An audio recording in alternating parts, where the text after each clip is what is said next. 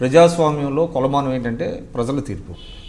మీరు అన్నారు అంటే కేసీఆర్ గారు ఆయన ఇచ్చిన హామీకి భిన్నంగా దళితుడిని ముఖ్యమంత్రి చేయకుండా తానే ముఖ్యమంత్రి అయ్యారనేటువంటిది మీ అభియోగం. అంటే ఇష్యూ ఒక దళితులదే కాదు, అంటే మీరు చెప్పారు. అంటే దాంతో పాటు బడుగు బలైన వర్గాల రాజ్యాధికారం ఆకాంక్ష కూడా ఈ తెలంగాణ ఉద్యమంలో మమేకమైపోయింది. ఎందుకు చెప్తున్నాను అంటే ప్రొఫెసర్ జయశంకర్ గారు తెలంగాణ మలిదశ ఉద్యమంలో చాలా స్ఫూర్తిదాయకమైన పాత్ర ఆయన నిర్వహించారు. అంటే ఆర్ఎస్ఎస్ నుంచి ఆర్ఎస్యు దాకా అంటే రెండు డైవర్జెంట్ ఫిలాసఫీస్ ఉన్న పొలిటికల్ గ్రూప్స్ని కూడా ఒక తాటి మీదకి తీసుకురావడంలో ప్రొఫెసర్ జయశంకర్ గారి పాత్ర అమోఘమైనది. ఆయన పేరు కూడా ఇప్పుడు మర్చిపోయారు, అందరూ మర్చిపోయేటట్టు ప్రభుత్వాలు చేస్తున్నది వేరే విషయం. జిల్లా కూడా ఏర్పాటు చేశారు కదా, అది తూతూ మంత్రంగా చేసేదే కానీ ఆయన ఆశయాలను ఆయన స్ఫూర్తిని తీసుకుంటేనే కదా ఆయన పేరు సజీవంగా నిలిచేది. అయితే దాంట్లో ఒక కంటిన్యూషన్ ఒక చిన్న మాట చెప్తాను.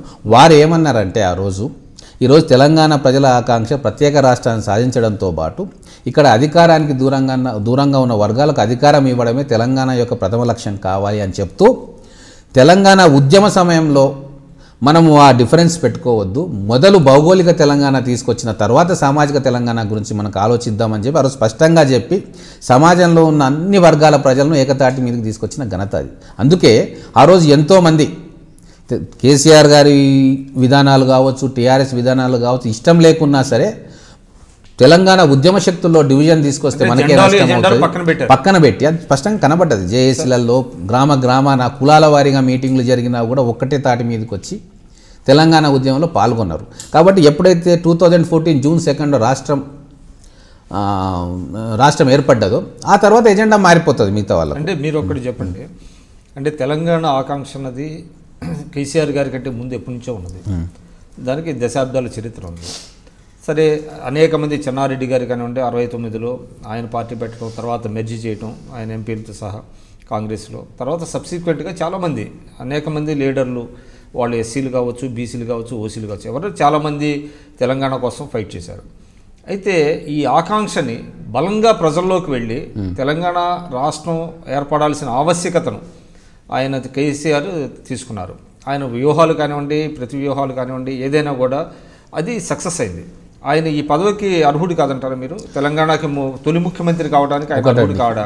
ఈరోజు కేసీఆర్ గారు ఉద్యమంలో ఒక పొలిటికల్ పార్టీ టీఆర్ఎస్ పార్టీ అని తెలంగాణ రాష్ట్ర ఏర్పాటు కోసం ఒక పొలిటికల్ పార్టీ పెట్టడం, దాంట్లో తెలంగాణ వాదులందరూ కూడా మీరు అన్నట్టు ఆర్ఎస్ఎస్ నుంచి ఆర్ఎస్యు దాకా ఒక ప్లాట్ఫామ్ వచ్చింది కాబట్టి దాంట్లో పనిచేయడం, ఆ ఉద్యమ క్రమంలో కేసీఆర్ గారి నాయకుడిగా అంగీకరించడం, ఇవన్నీ జరిగినాయి సత్యాలు, చారిత్రక సత్యాలు.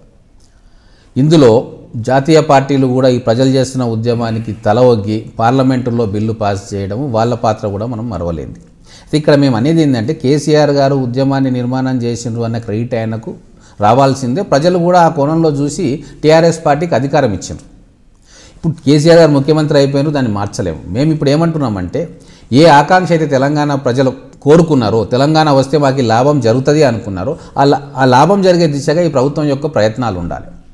ఎవరైతే వద్దని కోరుకున్నారో, ఎవరి చేతికి అధికారం రావాలనుకుంటున్నారో, లేదా ఏ కార్యక్రమాలు తెలంగాణ ప్రజల్లోకి రావాలి, గ్రామాల్లోకి రావాలి, అభివృద్ధి ఫలాలు అందాలి, ఏ రీతిగా అందాలనుకుంటున్నారో వాటికి భిన్నంగా ఇప్పుడు ఈ ప్రభుత్వం పథకాలు రూపకల్పన చేస్తూ ఇచ్చిన హామీలను తుంగలో దొక్కుతూ కొత్త విధంగా ఇక్కడ అధికారం నిర్వహిస్తూ ఉంటే ఖచ్చితంగా మాలాంటి వాళ్ళు వ్యతిరేకించాలి. అంటే కొన్ని ఉదాహరణలు చెప్పగలరా మీరు?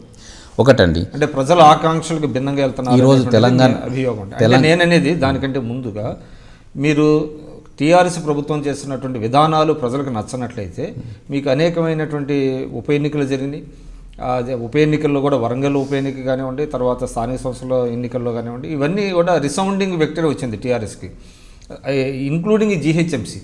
కాబట్టి ప్రజలందరూ టీఆర్ఎస్ వైపు ఉన్నారు, టీఆర్ఎస్ విధానాలను బలపరుస్తున్నారు అనేటువంటిది మనకి అర్థం కావటం లేదంటారా? ఒకటండి, ఎన్నికలు అనేవి నిజంగా ప్రజలు ఈ ప్రభుత్వాన్ని మార్చాలి అని చెప్పి ఓటేసే ఎన్నికలు 5 ఏళ్లకోసారి వచ్చే ఎన్నికలు. మిగతా స్థానిక సంస్థల ఎన్నికలు అంటారా, అవి ఖచ్చితంగా అప్పటి పరిస్థితిని బట్టి రూలింగ్ పార్టీకి అనుకూలంగా పోతాయి.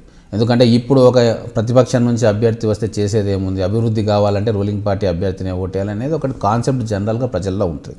తర్వాత అధికార దుర్వినియోగం అంటూ జరుగుతుంది. ఈ పథకాలు వేరే వాళ్ళు వస్తే ఈ పథకాలు మాకు రావేమన్న భయం కూడా ప్రజల్లో ఉంటుంది. సామాన్య మానవుడు ఓటర్ కూడా ఆయనకు భయాలు ఉంటాయి, సందేహాలు ఉంటాయి, మమ్మల్ని విడదీసి చూస్తారేమో అని ఇది ఉంటుంది, స్థానిక నాయకత్వ ప్రభావం ఉంటుంది, వలసల ప్రభావం ఉంటుంది, ఇవన్నీ ఉంటాయి. సో ఎప్పుడు కూడా చంద్రబాబు నాయుడు అధికారంలో ఉన్నప్పుడు ఉప ఎన్నికల్లో టీడీపీఏ గెలుస్తుండే. అంతని చెప్పి ఎన్ని ఎన్నికలైనాయి, 3 ఎన్నికలైనాయి కదా. ఇప్పుడు ఎన్నికలు పెట్టమనండి అంతేందుకు. మీరు అన్నదానికి ఒకటి చెప్తా ఉన్నా, పార్టీలు మార్చిన శాసనసభ్యులను ఎందుకు రిజైన్ చేసి ఎన్నికలు పెట్టట్లేదు కేసీఆర్ గారు సూటిగా అడుగుతూ ఉన్నాం. అంత కాన్ఫిడెంట్గా వాళ్ళు ఉంటే, అంత కాన్ఫిడెంట్గా మిగతా వాళ్ళు ఉంటే అది ఎందుకు చేయట్లేదు? గుత్తా సుఖేందర్ రెడ్డి గారు రాజీనామా చేయకుండా పార్టీలో చేరారు. ఆయన రాజీనామా చేసి ఎంపీ ఎలక్షన్ పెట్టమనండి. ఇప్పుడు దాదాపుగా 25-30 శాసనసభ్యులు రాజీనామాలు చేయకుండా ప్రజాస్వామ్యాన్ని హరించి అన్ని సిద్ధాంతాలను పక్కకు వదిలి ఈరోజు రూలింగ్ పార్టీలో చేరారు కదా. మరి వారు రాజీనామా చేస్తే ఎన్నికలు ఎందుకు పెట్టరు? బట్ దెర్ ఇస్ అంటే ఒక వాదన కూడా ఉందండి. అంటే మీరు చెప్పినట్టుగా వేరే పార్టీల నుంచి టీఆర్ఎస్ ఫిరాయింపులను ప్రోత్సహించి తమలో చేర్చుకున్నది, ఇంక్లూడింగ్ తలసాని శ్రీనివాస్ యాదవ్ గారికి మంత్రిగా కూడా ఇచ్చారు. కానీ ఈ ఇష్యూని కరెక్ట్గా ఫైట్ చేయడంలో అన్ని పార్టీలు కలవలేదు. అటు కాంగ్రెస్ కానివ్వండి, ఇటు తెలుగుదేశం కానివ్వండి, బీజేపీ కానివ్వండి, మిగతా పార్టీలు అన్నీ కనుక కలిసి గట్టిగా ఫైట్ చేసి ఉంటుంటే ఇది జరిగి ఉండేది కాదు అనేటువంటి భావన కూడా చాలామందిలో ఉంది. అంటే ప్రతిపక్షాల వైఫల్యం అనేది కూడా కొంతమంది చెబుతున్నారు. ఎంతవరకు అది వాస్తవం? మీరు అన్నది 100% 100% నిజం. ఎందుకు అంటే గత ప్రభుత్వాల పాలనా రెమినెంట్స్ ఏమైతే అంటారో అడ్మినిస్ట్రేటివ్, అది ఇక్కడ కంటిన్యూ అవుతా, అవశేషాలు ఇక్కడ కంటిన్యూ అవుతూ ఉన్నాయి. గత ప్రభుత్వంలో వీళ్ళే పాలకులు, ఇప్పుడు ప్రతిపక్షంలో ఉన్న వాళ్ళే పాలకులు, వాళ్ళు టీడీపీ వాళ్ళు కావచ్చు, కాంగ్రెస్ వాళ్ళు కావచ్చు. అవే అవశేషాలు కంటిన్యూ అవుతుంటే, వాళ్ళే చక్రం తిప్పుతుంటే ఖచ్చితంగా ఇన్ఫ్లుయెన్స్ ఈ పార్టీల మీద కూడా ఉంటుంది. అందుకే కొత్త రాజకీయ పార్టీ ఎందుకు రావాలని మేము కోరుకుంటున్నాము అంటే, ఇక్కడున్న టీడీపీ కానీ కాంగ్రెస్ కానీ ఉద్యమాల్లో పాల్గొనలే. తెలంగాణ రాష్ట్ర ఏర్పాటులో వాళ్ళ భాగస్వామ్యం ఉంది కాదనట్లేదు, కానీ ప్రత్యక్షంగా ఉద్యమాల్లో పాల్గొన్న చరిత్ర వాళ్ళకు లేదు. ఈ ప్రజలు ఏం కోరుకుంటున్నారు అని 100% అర్థం చేసుకునే స్థితిలో వాళ్ళు లేరు. తర్వాత వాళ్ళలో ఏకనాయకత్వం కూడా లేదు, విభిన్న నాయకత్వం, దాంట్లో రకరకాల ప్రాబ్లమ్స్, వాళ్ళ ఇష్యూస్ వాళ్ళకు ఉన్నాయి. అంటే విభిన్న నాయకత్వం అంటే మీరు ప్రతిపక్షాల్లో కూడా ఏకతాటి మీద ఎప్పుడు వచ్చారు? ప్రతిపక్షాలే కాదు, ఒక పార్టీ కూడా ఒక తాటికి వచ్చిన సందర్భాలు చాలాసార్లు లేని సందర్భాలు మనం చూసినాం. ఈరోజు కాంగ్రెస్ పార్టీకి మంచి అవకాశం ఉండింది. తెలంగాణ ఇచ్చిన పార్టీగా సోనియా గాంధీ గారి మీద అపారమైన ప్రేమ ఇప్పటికి కూడా తెలంగాణ ప్రజల్లో ఉంది. ఎన్ని అవాంతరాలు వచ్చినా, ఎంతమంది అడ్డుకున్నా కూడా తెలంగాణ ఇవ్వడంలో ఆమె ప్రధానమైన సూత్రధారి అని చెప్పి ఒక ప్రజల భావన. అలాగే సుష్మా స్వరాజ్ గారి మీద, బీజేపీ నాయకత్వం మీద కూడా ఒక వర్గం ప్రజలకు చాలా అపారమైన ప్రేమ. ఎందుకంటే అపోజిషన్ పార్టీలో ఉన్న బీజేపీ కాంగ్రెస్ కలిస్తేనే తెలంగాణ వచ్చింది, పార్లమెంట్లో బిల్లు లేకుంటే అసాధ్యమన్న భావనలో ఉంది. కానీ ఆ రెండు పార్టీలు కూడా ఇక్కడ ప్రత్యామ్నాయం కాలేకపోతూ ఉన్నాయి.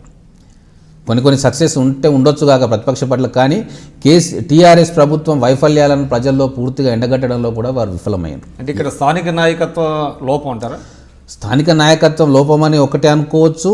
తర్వాత కేంద్ర నాయకత్వం ఇక్కడ పార్టీలతోటి ఉన్న స్నేహము, మిత్రత్వం వగేరా కూడా కారణం కావచ్చు.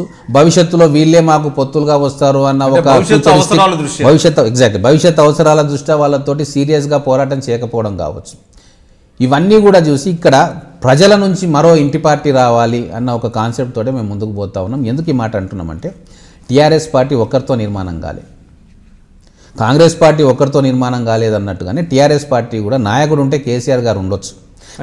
కానీ తెలంగాణలో భవిష్యత్తులో జాతీయ పార్టీలకు స్థానం లేదంటారా? జాతీయ పార్టీలకు స్థానం ఉంటుంది ఎప్పటికీ కూడా. కాంగ్రెస్ కానీ బీజేపీ కానీ జాతీయ పార్టీలకు భారతదేశం అంతటా కూడా ఒకసారి ఓడిపోవచ్చు, ఒకసారి గెలవచ్చు, ఒకసారి న్యూట్రల్గా ఉండొచ్చు. కానీ ఇక్కడ ప్రజల ఆకాంక్ష కంప్లీట్గా ప్రతిబింబించాలి అంటే ఖచ్చితంగా ఇక్కడ ఈ గడ్డ మీద పొడిపోసుకున్న పార్టీ ఇంకొకటి అవసరము.